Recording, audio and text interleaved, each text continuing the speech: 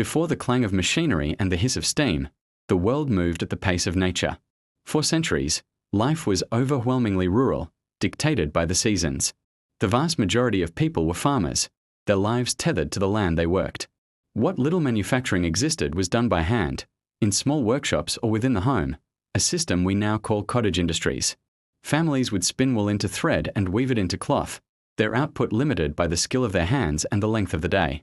It was a world of tradition, of slow, incremental change.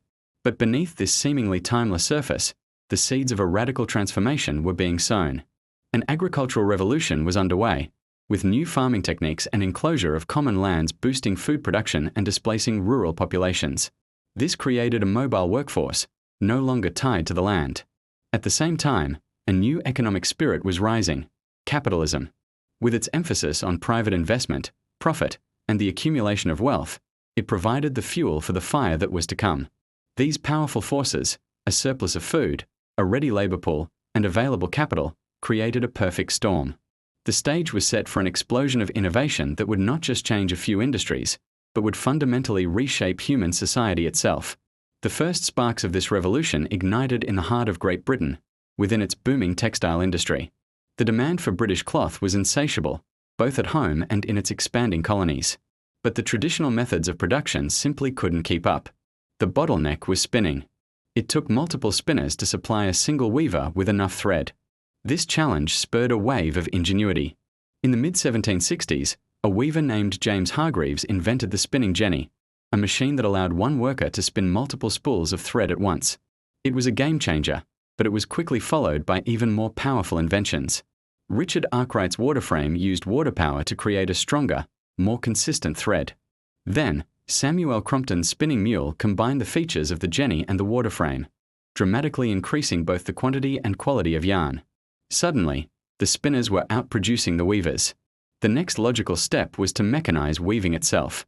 In 1785, Edmund Cartwright patented the power loom, a machine that could weave cloth at a speed unimaginable just a generation earlier. These new machines were too large and expensive for cottage industries.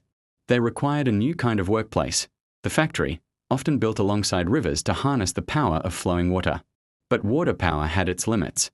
The real breakthrough, the invention that would truly unleash the power of industry, was just around the corner. That breakthrough was the steam engine. While early forms of steam power had existed for decades, it was James Watt's improvements in the 1770s that created an efficient, powerful, and versatile engine. Watt's engine could be used anywhere, not just by a river. It was the universal power source the revolution had been waiting for. Factories no longer needed to be rural. They could be built in cities, close to workers and markets. The engine's rhythmic pulse became the heartbeat of the new industrial age. Its application was transformative. In textile mills, steam power drove hundreds of looms and spinning mules under one roof, creating a scale of production never seen before. It powered bellows in iron foundries, allowing for cheaper, higher quality iron, the very material needed to build more machines and engines. But its impact extended far beyond the factory walls. Steam power revolutionized transportation. The first steam-powered locomotives began to chug along iron rails, connecting industrial centers with ports and raw materials. Robert Fulton's steamboat conquered the currents of rivers and eventually the vastness of oceans. For the first time in history, transportation was not limited by wind, water currents, or animal strength. The world began to shrink. Goods, people, and ideas could travel faster and farther than ever before, accelerating the pace of change and spreading the Industrial Revolution across the globe. This technological upheaval triggered a massive social migration.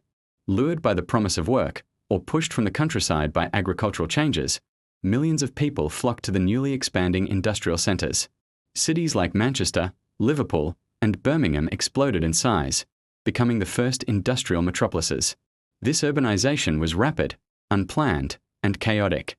Entire families crammed into hastily built, overcrowded tenements, often in squalid conditions. Streets were unpaved, sanitation was non-existent, and clean water was a luxury.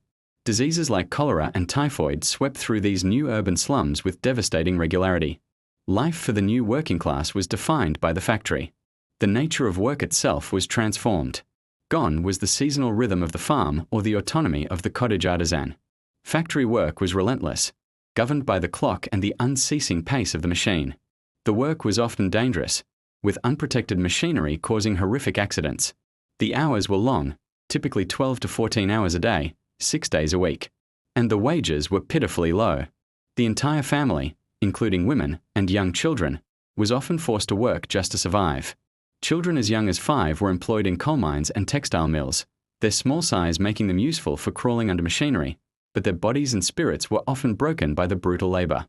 A new social structure emerged, with a wealthy class of factory owners and industrialists at the top, and a vast, impoverished working class, the proletariat, at the bottom.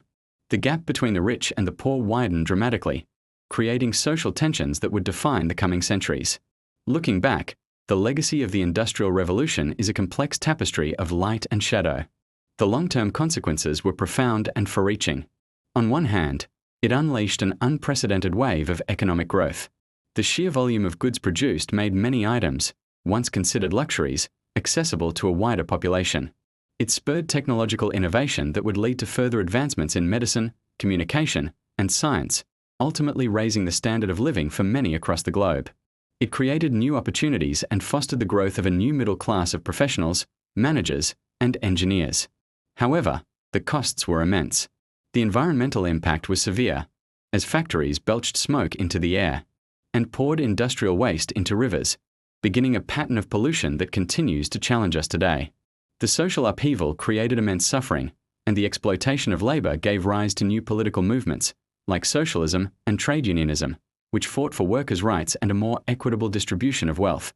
In essence, the Industrial Revolution was the crucible in which our modern world was forged. It created the industrialized, urbanized, and globally connected society we live in today. The challenges it created, from social inequality to environmental degradation, are still with us, and the relentless drive for innovation and growth that it unleashed continues to shape our future.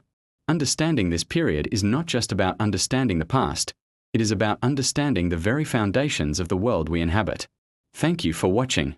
If you found this journey into the past insightful, please like this video and subscribe for more deep dives into the moments that shaped our world.